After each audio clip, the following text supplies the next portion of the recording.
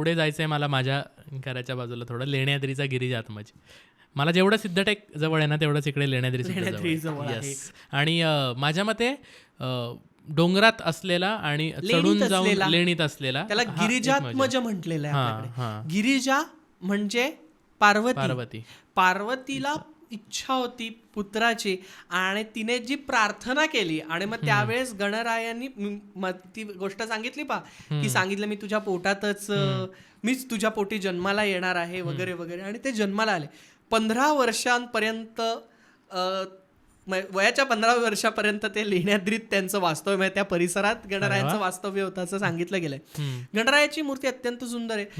डाव्या सोंडेची आहे. थोडस अशी बघणारी आहे बघा, अशी सोंड आहे त्यांची आणि डोळे थोडासा एक डोळा इकडे म्हणजे थोडं ह्या बाजूला बघणारी आहे. लेणीत आहे, कोरलेल्या लेणीत आहे मूर्ती. थोडंसं चढून जावं लागतं कारण तो वर आहे.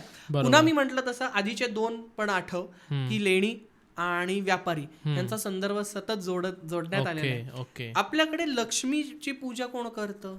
व्यापारी, ज्यांचा व्यापार आहे, ज्यांच्याकडे लक्ष्मी ची पूजा अशी व्यवस्थित केली जाते. शेठजी, ज्याला खरं तर हा शब्द थोडा गुजरातचा आहे पण आपल्याकडे आपण आता म्हणूया शेठजी. तसंच विनाश करण्यासाठी हा गिरिजात्मज आहे जो लेण्याद्रीमध्ये आहे, त्या लेणीमध्ये तो वसलेला आहे.